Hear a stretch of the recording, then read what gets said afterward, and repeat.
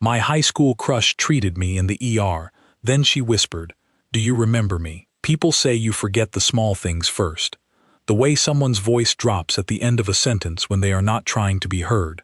The exact pitch of someone's laugh, the real one, not the social one. The smell of a school chemistry lab at 7:45 in the morning, before anyone else has arrived, when the room still belongs to the equipment, and the hum of the overhead lights, and whatever the last class left behind in the air. They are wrong. The small things are the last to go. The big things, the major events, the obvious milestones, those get processed and filed and become stories you tell. The small things go somewhere else. They live somewhere lower, somewhere that doesn't get reviewed or reorganized. They live in the part of you that operates before language, before the part of your brain that turns experience into narrative. The small things live in your hands, in the specific way your body knows how to stand in a room that matters. That is the thing nobody warns you about. His name was Dio, not David, not Daniel, Dio. His mother had named him after a Yoruba word that means joy has arrived, and his mother was very proud of this, and Dio had spent the better part of 31 years being quietly proud of it too, even though nobody in his secondary school had been able to say it right on the first attempt, and most of them had not tried hard on the second. He was not the kind of man who thought about the past a great deal. He had opinions about this.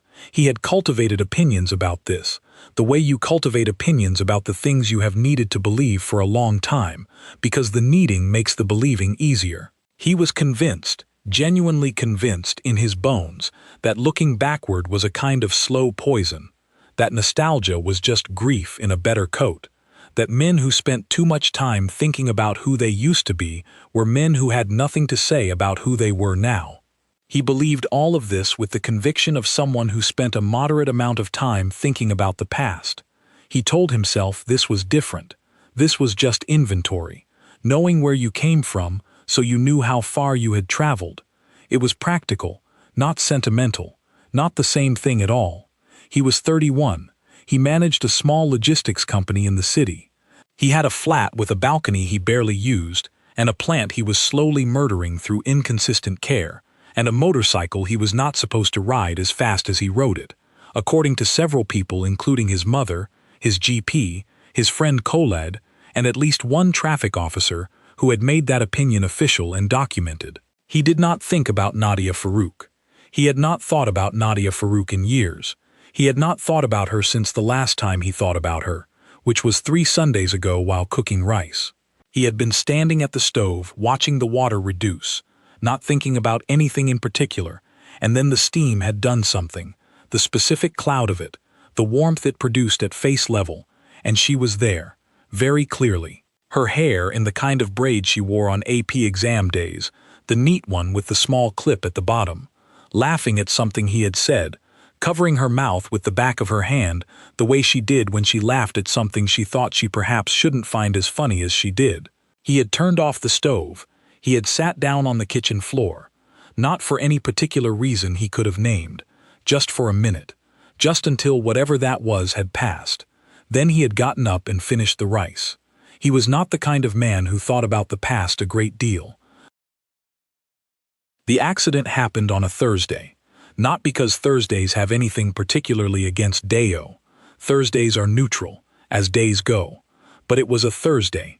Specifically the kind of cold October Thursday where the roads look dry until they are not, and you come around a corner and the wet is suddenly there in the headlight beam, and then you and the motorcycle are occupying a relationship with gravity that you had not planned for, and the sky is where the road was, and everything is moving in a direction that is not the direction you had intended. He lay still. The sky was very dark, 2 stars visible through a gap in the clouds, the rest hidden by cloud or light pollution or both. He counted them. 2. His arm was not right. He had learned this, somewhere, from someone at some point, that there are things you should not look at in the immediate aftermath of a bad moment. Your brain needs a few seconds to arrange itself before it can handle the looking.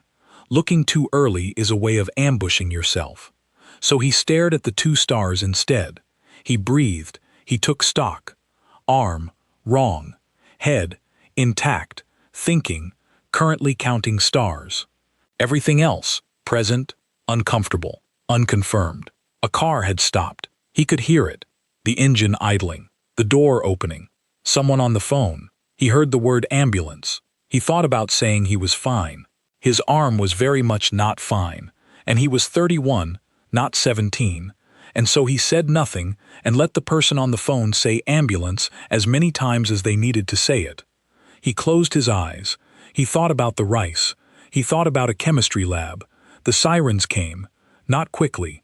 They are never as quick as you imagine, when you are the one lying on the ground. They come at their real speed, which is fast but not cinematic, not immediate, not the way it sounds from the inside of a building where they pass like weather. From the ground they sound like something arriving from a long way away that has been coming for a long time. They came. The emergency room at St. Barnabas Hospital was the color of a waiting room that had given up on being aspirational and was now simply trying to be a room. Dio had been here once before. His mother, a wrist.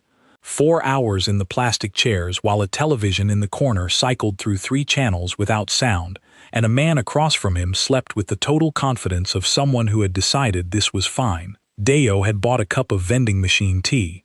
He had drunk all of it because there was nothing else to do with his hands, and his hands needed something. This time he was not in the chairs. This time he was the one on the gurney, and this was, he discovered, a meaningfully different experience. There is something very specific about being on a gurney, in an emergency room, being moved through corridors by people whose job is to be calm, watching the ceiling scroll past above you. The ceiling tiles. Nobody talks about the ceiling tiles. They are always foam squares with small holes pressed into them. That pattern, those small regular holes. And you lie there, and your brain, which needs somewhere to be that is not inside the fear, finds the holes. You start counting the holes. You count them and lose count and start again, and the counting is not the point. The point is that your mind has somewhere to stand. He counted holes. A nurse took his blood pressure and asked his name and his date of birth and his allergies. Penicillin, he said. She wrote it down without appearing alarmed by penicillin. His arm was cleaned and wrapped temporarily by someone efficient and kind. It hurt in the way that pain sometimes hurts when it has moved past the sharp stage and into the settled stage.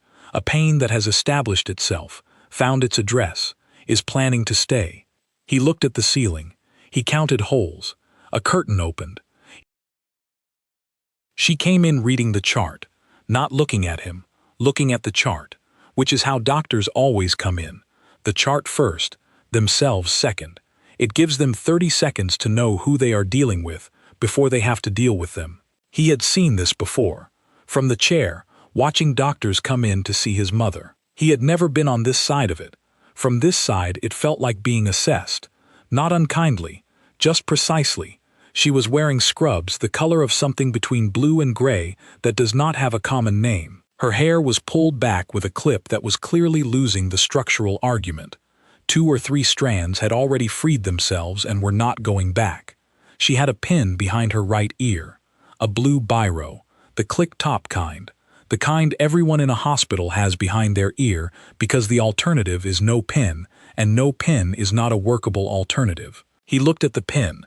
He looked at it because something in him needed something specific to look at right now, and the pin was there, and it was specific, and it was blue, and the cap had what looked like a small bite mark at the top. She turned the page on the chart. He looked at her hands. Her hands were the same. That was the thought. Unbidden, unasked for, arriving with no announcement. Her hands are the same. The exact shape of the knuckles. The way the left hand held the clipboard and the right hand came up to turn the page. He knew those hands. He had not seen them in 14 years. He could not have described them to anyone a minute ago, could not have told you anything about them, the shape or the size or the particular way the left held and the right moved. But they were the same. The body knows things that the mind cannot explain and will not apologize for. She looked up. Okay, Mr. She stopped. Not a trailing off. A full stop. A sentence that ran out of road mid-word. The chart came down. Not all the way. 3 or 4 inches. Enough.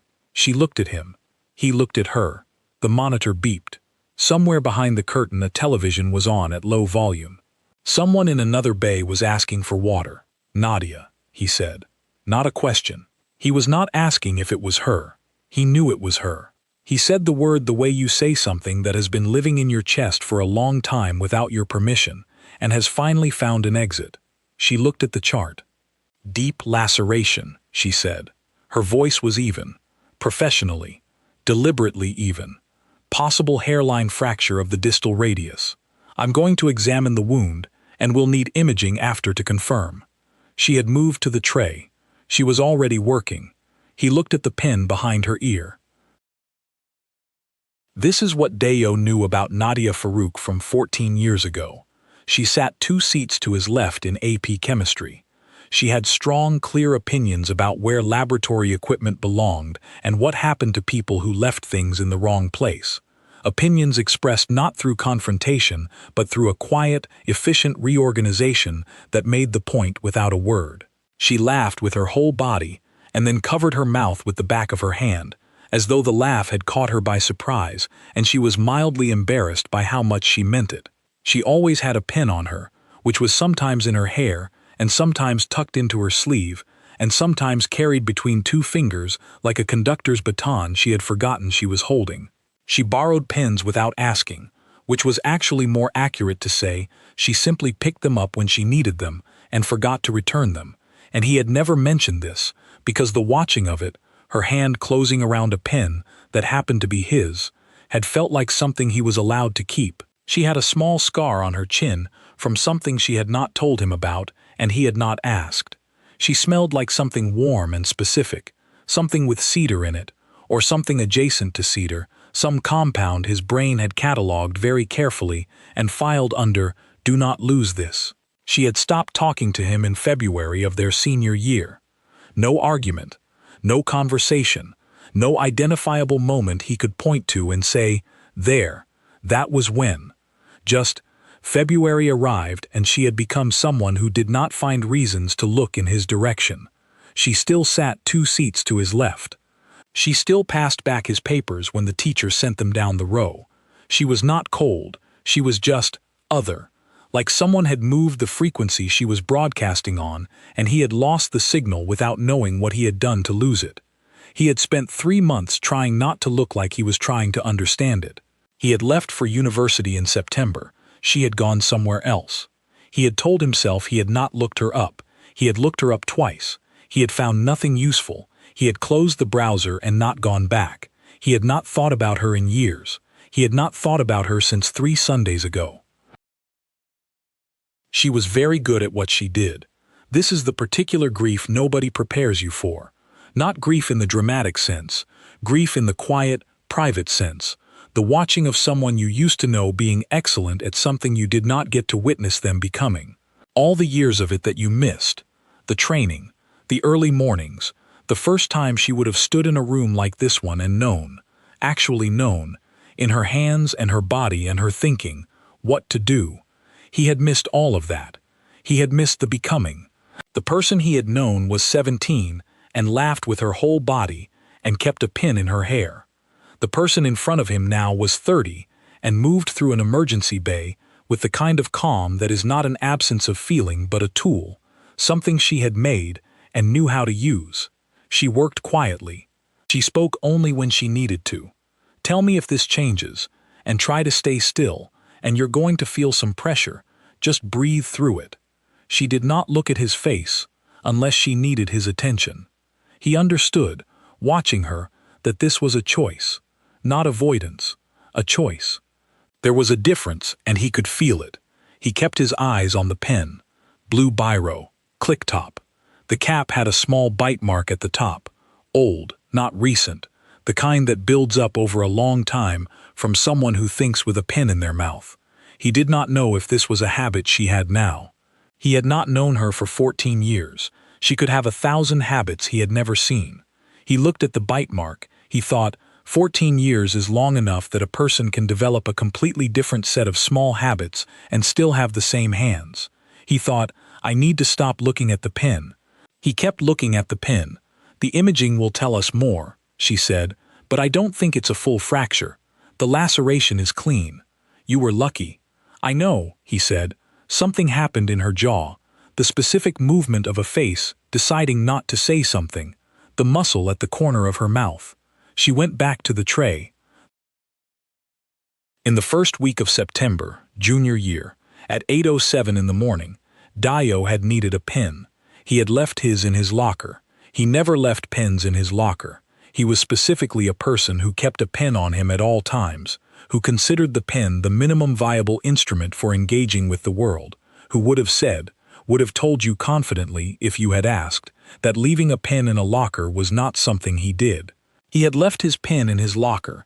He had turned to ask the girl 2 seats to his left. She had been looking at the board. She turned at the movement, the specific peripheral vision awareness of someone who registered things around them, and she had looked at him. For the first time, really looked. The way you look at someone when you stop processing them as a chair occupant and register them as an actual person sharing your room. She had a pen in her hand already. She had looked at him, then at the pen, then at him again, and then she had simply extended her hand and opened her fingers and let him take it, without making it a transaction, without the social choreography of here you go and thank you and you're welcome.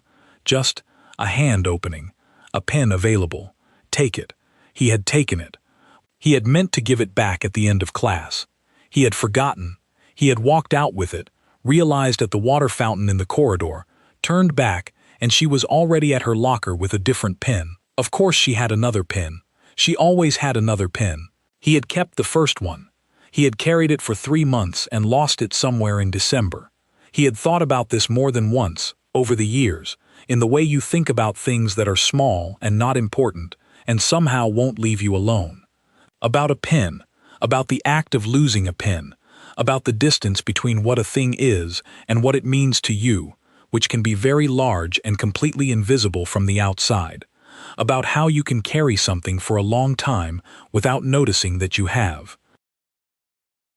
14 minutes into the sutures, while the fluorescent light did the thing fluorescent lights do in hospital bays at night, humming at a frequency that is technically inaudible but definitely present, a sound you feel in the back of your teeth rather than hear with your ears. She said it, quietly, not looking up from the work. The way you say something when you have been deciding whether to say it for 13 minutes and 58 seconds and you have decided, now before the moment closes, before you talk yourself back into silence, do you remember me? The needle did not stop. She did not stop. He looked at the top of her head.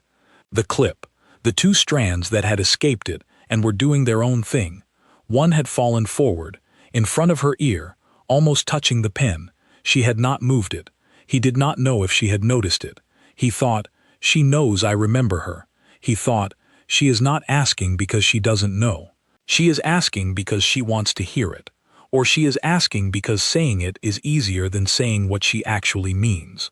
Or she is asking because after 14 years, she needs the question answered out loud, needs it to exist in a room, needs it to be a real spoken thing and not just a thought that lives behind a pin she keeps. Yes, he said. She tied off the suture. Good, she said. She wrote something on his chart. She moved to the next item on her clinical list. She did not look up. She did not explain the question. She did not follow it with anything. Good, 1 word. And then the sound of instruments on a tray, and her voice, back to its professional register, telling him about keeping the wound dry and the imaging department. He lay still and looked at the ceiling tiles. Good, she had said. He turned the word over in his mind like a stone you find on a path, small, unremarkable looking, but heavier than it should be. This is what Dio did not know about why Nadia Farouk had stopped looking in his direction in February of their senior year. He did not know that her father had been diagnosed with something serious the previous December. The kind of diagnosis that lands in a family like a stone in still water. The impact is immediate, but the rings keep spreading, keep reaching. The kind that reorganizes everything overnight without asking permission. The kind that makes a 17-year-old girl drive to school every morning, looking at the road with all of her concentration, because concentration is the only thing that feels like control. He did not know that Dio had been, without knowing it, one of the things that made her feel most like herself. Not in a grand way, in the small daily way that matters most. The pen passed without ceremony, the small things he noticed that other people didn't, the way he listened when she talked, not waiting for his turn but actually there. The way certain people can make you feel more real just by being in the same room. He did not know that being anchored to something, to someone, had started to feel dangerous when everything around her was moving, when the ground under her family was shifting. You cannot hold on to something and be ready to lose everything at the same time. You have to choose. She had chosen to let go. She had been 17. She had not had words for this. She had barely had the understanding of it. She had just known that being close to something you could lose was a risk she could not carry on top of everything else. She had pulled back. He had not known why. She had spent 14 years not saying this to anyone. Not because she had not found the words eventually. She had, over years of growing up and becoming the person who knew how to say hard things plainly. She had found the words. She had simply had no one to say them to, because the person they were for had gone somewhere else, and she had not followed. She had kept a pin behind her ear instead. She could not have told you when that started.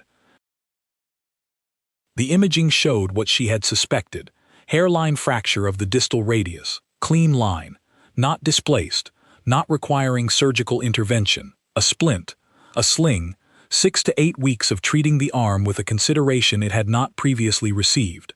She came back to tell him herself. She could have sent the registrar. That was the normal thing. That was the sensible thing for a doctor who had 3 other patients and had been on her feet since 7 that morning. She came back herself, and he watched her come through the curtain, and he understood that this was also a choice. She stood at the foot of the gurney. Hairline fracture, she said. Good news is, it's a clean line and it's not displaced, so we're looking at conservative management. Splint and sling. Bad news is, you need to treat that arm like it's made of something precious for the next 2 months.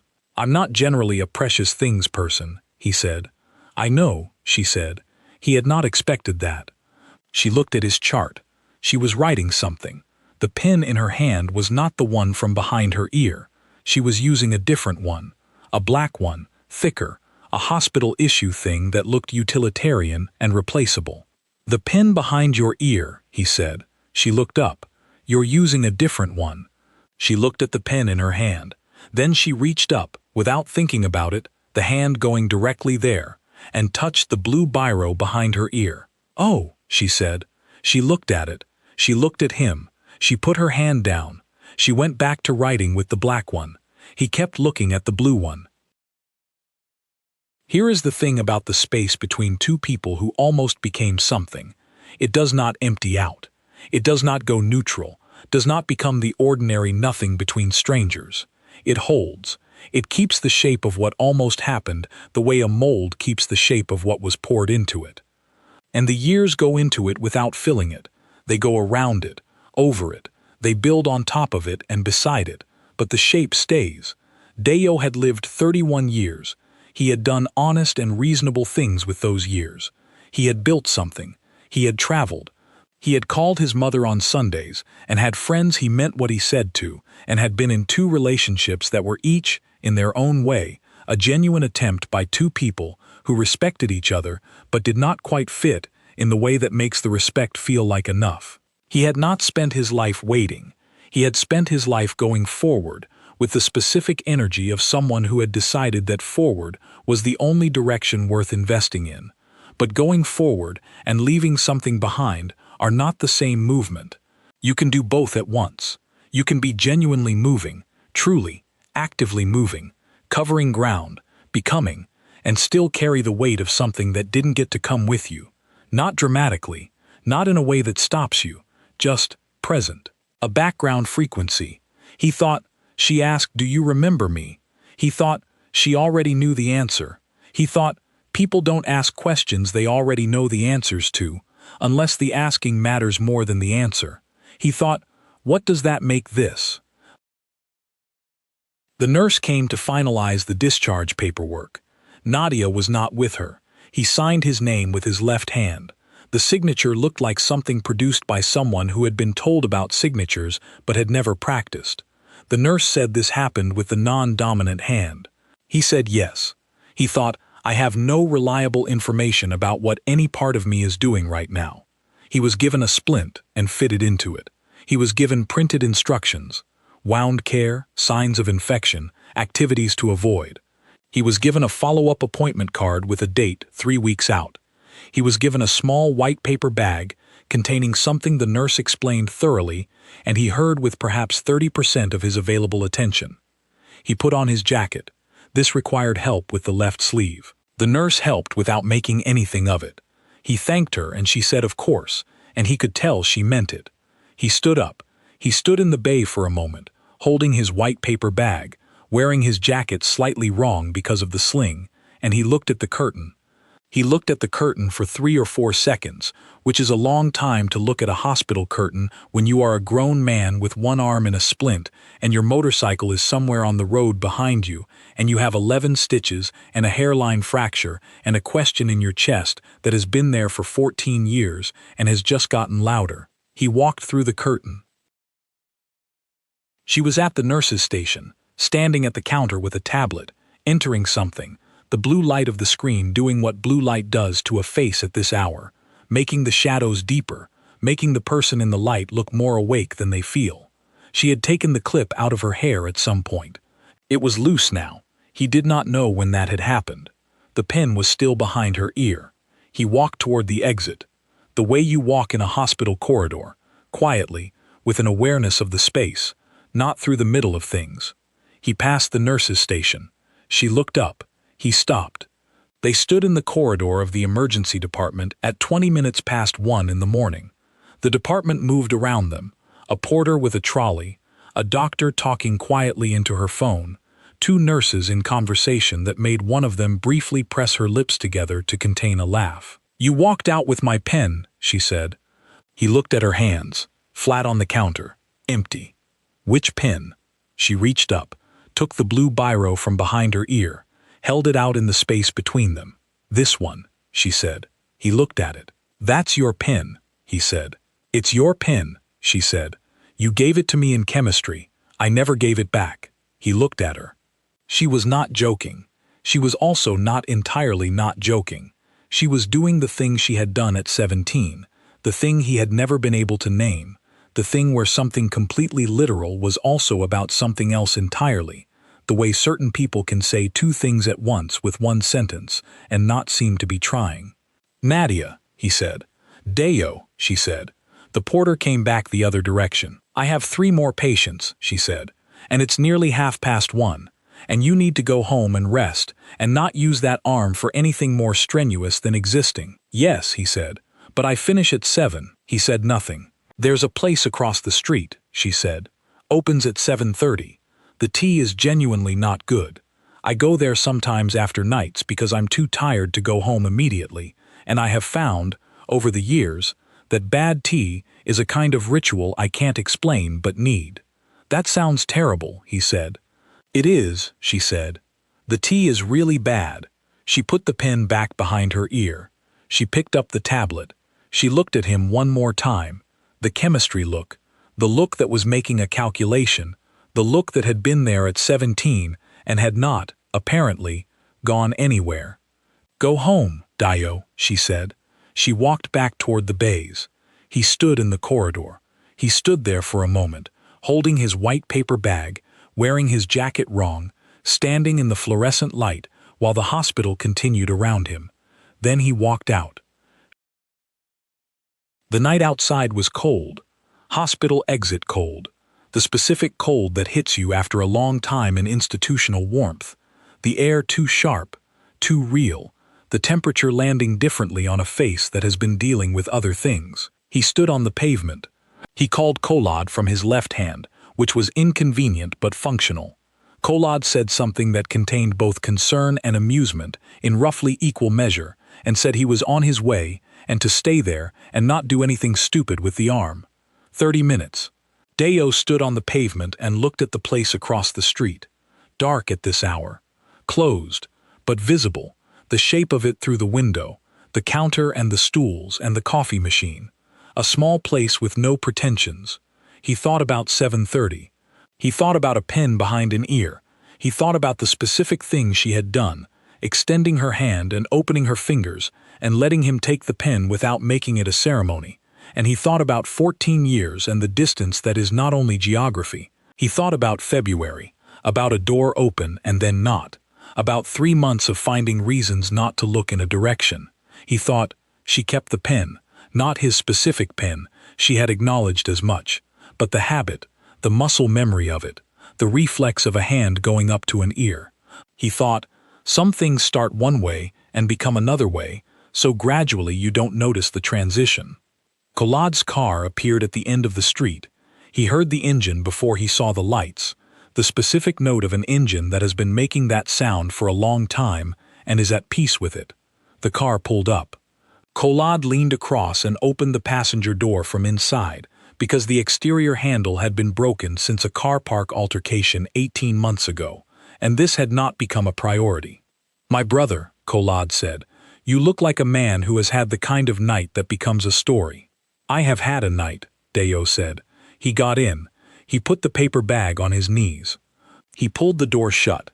Collad looked at the sling, looked at his face. Did the thing Collad did, which was read you in 2 seconds and decide how much you needed to be asked right now versus how much you needed to be talked at. "You want to talk or you want me to talk?" Collad said. "You talk," Dio said.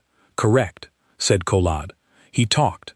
He had been talking, in various installments, about a dispute at a market near his sister's new flat, a woman named Patience, a bag of tomatoes, a misunderstanding that had escalated in the way only market disputes can, with the specific theatrical commitment of people who know everyone watching them. It was in its 4th week of development. It appeared to be approaching resolution. Deo looked at the window. The hospital moved past behind him. The city moved past. The city at this hour, which has its own particular quality, not empty, not asleep, just in a different mode, operating on the frequency of the night shift and the early morning and the people who move between them. He looked at the streets and thought about 7:30. He did not sleep well, partly the arm which had developed a detailed and creative range of complaints that expressed themselves more loudly the moment he became horizontal, partly other things. He lay in his flat looking at the ceiling, which was smooth plaster and had a water stain in the corner that he had been meaning to deal with for 2 years, and which he now stared at as if it might eventually become informative. He thought, she has been here, in this city, this whole time or some of it, or enough of it, doing her shifts, going to a place across the street with bad tea because she needed a ritual after the night version of the work. He thought, or maybe she has not been here long. He had no way of knowing. He knew nothing about the architecture of the 14 years she had spent building herself into the person who walked into an emergency bay, reading a chart, and worked clean, and said good in the specific way she had said it. He thought, she kept the pen behind her ear. She did not know when she started. She could not trace the beginning of it. He lay there. He thought about chemistry labs in September, about a hand opening to let a pen go, about the particular quality of someone who can give you something without making you feel the giving. He thought about February, about trying not to look in a direction, about understanding now, with the understanding that 14 years and a hospital corridor provides, that she had been dealing with something he had not known about, and she had not known how to tell him, and she had been 17. He thought, we were 17. He thought, nobody knows how to do it at 17. At 6:45 his alarm went off. He lay there for 1 minute and thought about all the reasons he should not go across the street at 7:30. He got up, he dressed. This required patience and a reconfigured sequence of steps. He managed. He made coffee in his kitchen because coffee was a prerequisite for being a person who could make decisions, and this qualified as a decision. He went out. The place across the street was called the Daily Press, which he could read in daylight from the pavement outside the hospital. It was small inside. 6 tables, a counter with a coffee machine, a woman behind the counter who looked at the sling, looked at him, and said coffee, with the minimal syllable efficiency of someone who had done the math. "Tea," he said. She studied him. "You sure? I was told to expect the worst." She nodded. Slow, respectful, the nod of someone accepting a man's right to make his own choices. He sat at the table nearest the window. He could see the hospital entrance from here, the doors opening and closing in the way hospital doors do, in ones and twos, at irregular intervals, the rhythm of a place that does not operate on a schedule. The tea arrived. It was, genuinely, not good, not catastrophically not good, just uninspired, a tea that had met its minimum obligations and was content with that. He held the cup. He looked at the door across the street. He waited. At 7:22, the hospital doors opened and she came out. She had changed out of the scrubs. She was wearing a dark red coat, and her hair was down, fully down, the clip gone, the way hair looks when it has been up for 12 hours, and has been let loose and hasn't decided yet what it wants to do. She had a bag over one shoulder. She was walking with the specific walk of someone at the end of a long shift, each step deliberate, conservative, spending no more energy than necessary. Not a limp, something more like economy. She crossed the street. She pushed open the door of the Daily Press. She looked at the woman behind the counter, who was already moving toward the kettle. She looked at him. He lifted his cup, by way of something, an acknowledgement, a "here I am." She looked at him for a moment. She came and sat down across from him. She put her bag on the floor. She folded her hands on the table. She had the look of someone who had been awake for a long time and was now making the specific choice to be present rather than let the tiredness run the conversation. "You came," she said. "You said very bad tea." "I did. I was curious. About the tea." "About the tea," he agreed. Her tea arrived. She wrapped both hands around the cup. She looked at it the way people look at things when they are using the looking to arrange themselves. Then she looked at him. Deo. Nadia. Outside, the October morning was doing the October morning thing. The light pale and present. The city in its early version of itself. Buses just beginning their routes. The streets still more empty than they would be in an hour. She said, "I'm sorry." He said nothing. "For February. For that whole last term. I know it's 14 years late. I know the expiry date on an apology is genuinely unclear, and this one might have passed it."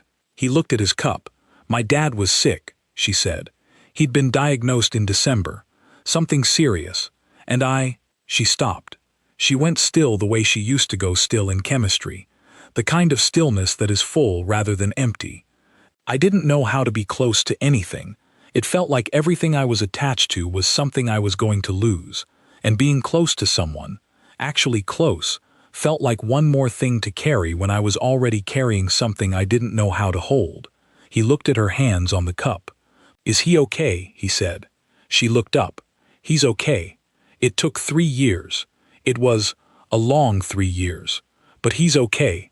He came to my graduation from medical school. He cried. He embarrassed me in front of everyone, and it was the best day." He looked at her. She was smiling, but the kind of smile that has earned itself. The kind that knows what it cost. "Good," he said. She looked at him. "Good," she said. The same word, again. And both of them heard it, the weight it was carrying now, between two people in a small cafe with genuinely poor tea, watching the October morning outside a window. They stayed for an hour and 20 minutes. The bad tea became a second bad tea. He had the second cup, because there was something about sitting with bad tea across from a person you used to know, and are now, tentatively, beginning to know again.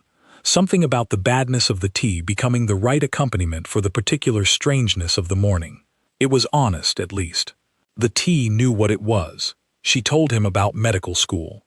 Not the full story, not the whole of it, the shape of it. The first year that had nearly broken her, the second year that had taken a second run at it, the moment somewhere in the third year when the thing she had been resisting had stopped needing to be resisted and she had simply started moving inside it. The moment you stop fighting what you are trying to become. He told her about the logistics company.